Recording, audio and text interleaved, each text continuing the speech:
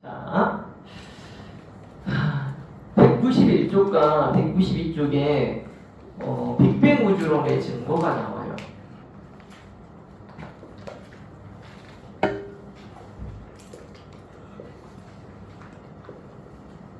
자, 빅뱅 우주론의 증거 첫 번째 뭐냐? 우주 배경 복사의 관측이에요. 우주 배경 복사가 약 2.7K 배경 복사파라고 이야기를 하거든요. 2.7K면 온도가 높은 거야, 낮은 거야? 그러니까 섭씨온도로 따지면 영하지. 그러니까 온도가 높아야 우리가 복사파를 잘 관측할 수 있는데 지금 온도 너무 낮단 말이에요. 2.7K. 잘 관측이 안 돼. 그걸 우연한 기회에 펜저스하고 윌슨이 관측을 한 거예요. 자, 조금 전에 선생님이 했던 이야기들은 이런 우주 배경 복사가 관측되기 이전에 나왔던 가모프의 설명이에요. 그 가모프는 빅뱅 이후에 이러이러한 사태가 발생하면 이 정도로 온도가 낮아지는 복사파가 있을 거야. 이렇게 오겠지. 이 정도쯤이면 이 정도의 복사파가 도달할 거야 라고 말은 했지만 2.7K짜리 배경 복사면 지구보다 온도가 더 낮지. 지구가 288K의 표면 온도가 지구보다 더 낮은 온도니까 우리가 우주에 나가면 얼어 죽어요. 안 나가보셨죠?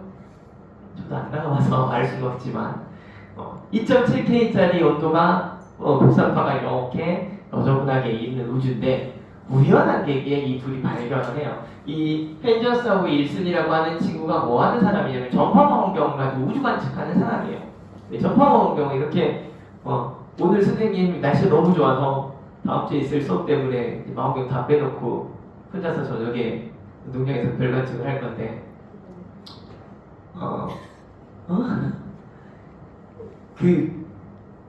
정말 망원경을 통해서 천체 관측하는 사람들은 할 일이 하나도 없어요.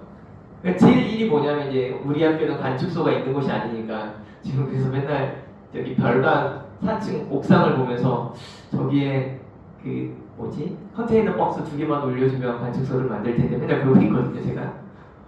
그러니까 관측소가 따로 없어서 관측하려면 망원경을 다 빼내야 되잖아. 이게 일이지. 그 다음부터 망원경을 세팅해놓고 그냥 앉아가지고 하늘만 쳐다보고 있는 게 관측하는 사람들의 일이에요. 근데 이거는 육안 관측하는 사람들의 일이고 전파 망원경을 통해서 관측하는 사람들은 뭐냐? 하루 종일 컴퓨터만 이렇게 쳐다보고 있으면 돼요. 전파 망원경을 통해서 관측되는 별들의 관측은 파장을 통해서 이렇게 나타나요. 저기 뭐 있네요. 그러니까 여기에 위도나 좌표가 기록이 될 텐데 그 좌표에서 오는 원래 별이 있으면 좌표값에 따라서 전파가 이렇게 바뀔 텐데 아무것도 없는 곳이면 이런 파장의 변화가 전혀 없겠지. 전혀 없어야 되는데 우연한 계기에 이 둘이 앉아서 이렇게 쳐다보고 있는데 전파 망원경을 통해서 관측되어지는 파장의 변화가 관측이 된 거예요. 그래서 이거 저쪽에 아무것도 없는데 관측이 되니까 근데 가서 봤더니 전파 망원경이 우선 커요. 그리고 전파 망원경을 매일 닦지 않아요. 근데 전파 망원경이 더러운 거 보고 막 비둘기 통 있고 하니까 그거부터 닦았어. 이게 노이즈가 생긴 거다라고 생각을 해서 둘이 열심히 닦고 나서 봤는데 여전히 동일한 파장들이 관측이 된 거야. 그래서 이거 뭐 있다. 그게 나중에 우주 배경 복사 약 7cm짜리 파장의 마이크로파를 발견한 거예요. 7cm면 정말 작은 파장이거든요. 우주 공간에서 오는 거면 파장이지만 그래서 아주 짧은 파장을 발견해 긴 파장을 아주 긴 파장을 마이크로파. 실제로 마이크로파가 단파가 아니라 되게 장파인데 파장이 길면 오히려 관측이 안 돼요, 잘. 근데 7cm짜리 마이크로파를 발견을 했고, 저게 우주 배경 복사구나라고 하는 것을 발견해요. 그래서 노벨상 받아요, 이거 가지고. 여러분도 하나 받으세요. 그죠? 받아서 이렇게 매번 초청받거든요, 시상식 때. 저한테도 알려주세요, 같이 가게. 구경 가게, 여러분 거기. 알겠죠? 어쨌든 2.7K짜리 배경 복사가 실제로 펜저스하고 윌슨을 통해서 관측이 된 거예요. 그러니까 가모프가 빅뱅 우주론에 의해서 빅뱅 당시 우주가 깨끗해지면서 투명도가 증가해서 불투명도가 감소해서 투명해지면서 빛이 쭉 직진을 했다면 현재 138억 년쯤 온 이곳에 2.7K 정도 되는 3K 정도 되는 복사파가 있을 거야 라고 이야기를 했는데 실제로 관측이 됐어요. 이게 어느 한 군데서만 관측된 게 아니라 이 지금 글씨가 다 우주라면 아니 별이라면 이 하얀 부분에서 다 관측이 된 거예요. 그래서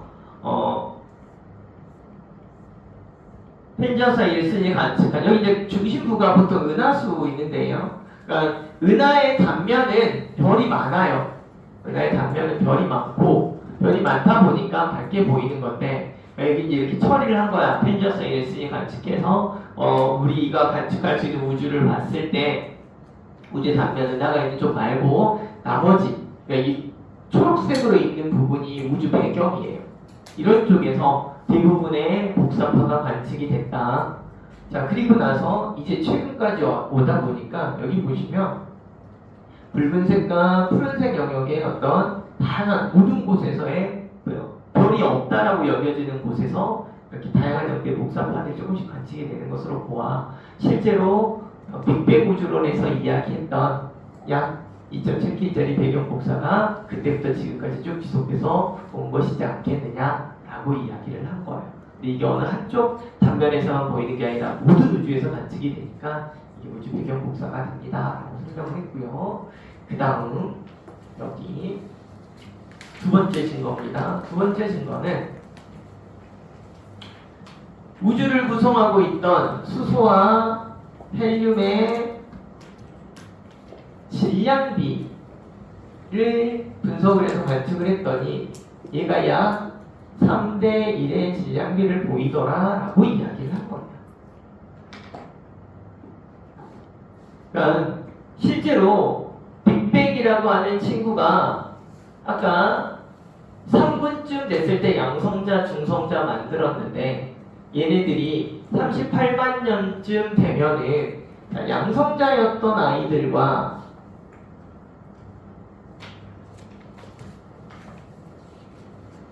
중성자였던 아이들의 질량이 거의 비슷했었는데 온도가 냉각이 되면서 중성자였던 것들은 양성자로 잘 마지막에 전환이 됐지만 양성자였던 애들이 중성자로 전환이 안 이루어지는 시기가 전달을 해요.